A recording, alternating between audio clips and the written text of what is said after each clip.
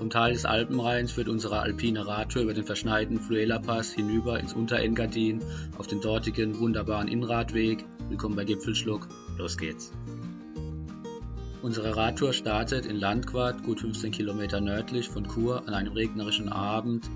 Hinein geht es ins Tal der Landquart Richtung Davos und dem Fluela-Pass.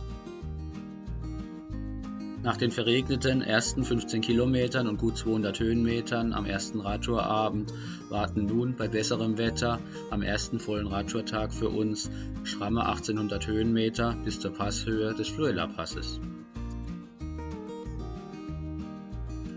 Auf den ersten gut 20 Kilometern dieses Tages folgen wir der regionalen Radroute 21, wunderbar beschildert, für diese teilweise auf Nebenstraßen, Radwegen, aber auch auf unbefestigten Wegen, teilweise über steile Rampen bis nach Klosters. Zwischen Klosters und Davos gibt es für Radfahrer ausgeschildert nur Mountainbike-Routen, sodass wir als Gepäckradler auf die Straße ausweichen. Gut 10 Kilometer bzw. 400 Höhenmeter sind auf dem teilweise gut befahrenen Straßenabschnitt zu bewältigen. Als kleine Belohnung für diesen unangenehmen Wegabschnitt wartet kurz vor Davos ein landschaftliches Highlight, wunderbar in der Sonne glänzend, der Davoser See.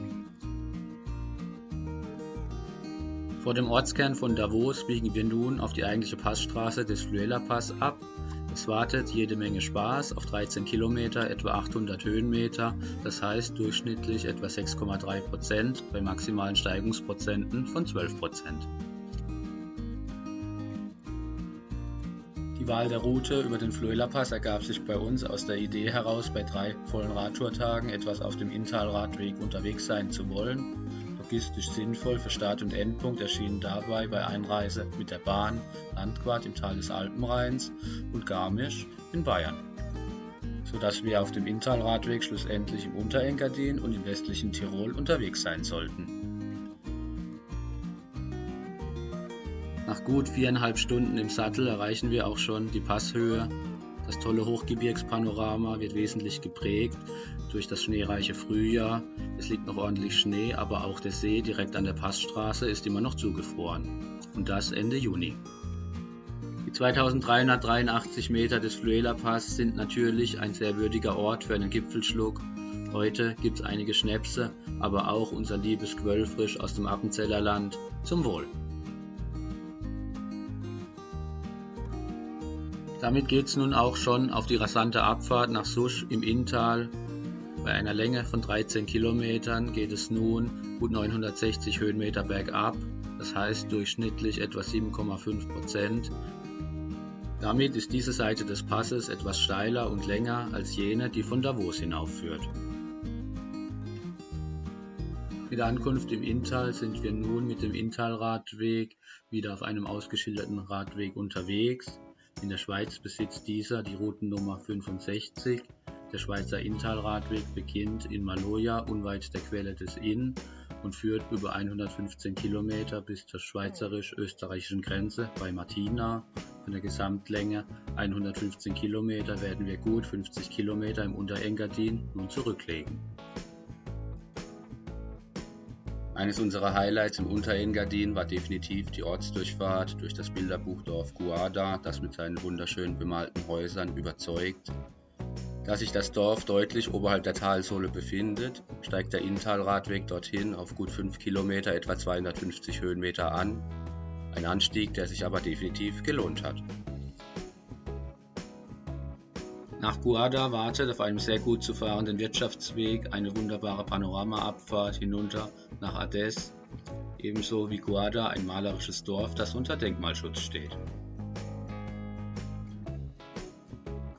Aufgrund schwerer Beine nach dem langen Tag und einsetzenden Regens entscheiden wir uns ab Ades auf der Straße weiter zu radeln, die letzten 10 Kilometer bis Skol, was insbesondere aufgrund des gut wasserführenden Inns auch sehr eindrucksvoll ist.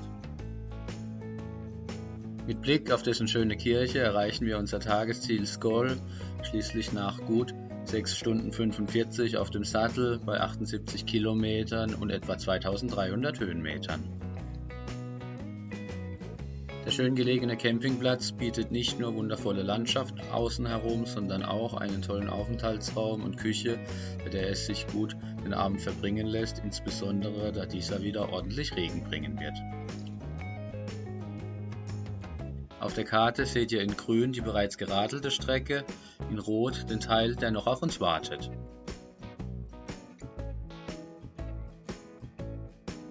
Unser nächster Radtourtag beginnt mit etwas Nieselregen.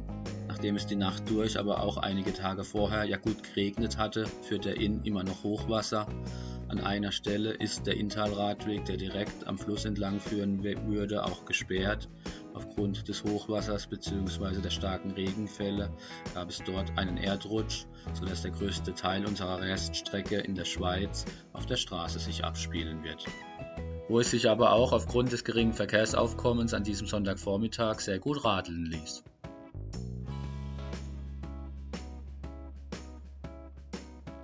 Mit Martina passieren wir inzwischen die letzte Ortschaft auf Schweizer Boden, gut 7 Kilometer vor der Grenze. Bis zur Grenze wartet noch ein besonders eindrucksvoller, schluchtartiger Wegabschnitt auf uns. Damit endet nun der erste Teil unserer Radtour auf dem Innradweg. Im zweiten Teil geht es weiter durchs westliche Tirol, kurz vor Innsbruck, hinüber ins malerische Leutaschtal, von dort nach Mittenwald und bis nach Garmisch, dem Endpunkt unserer Radtour. Schaut also gerne in dieses Video auch mal rein. In diesem Sinne, bis zum nächsten Mal bei Gipfelschluck. Habt Spaß und seid freundlich miteinander.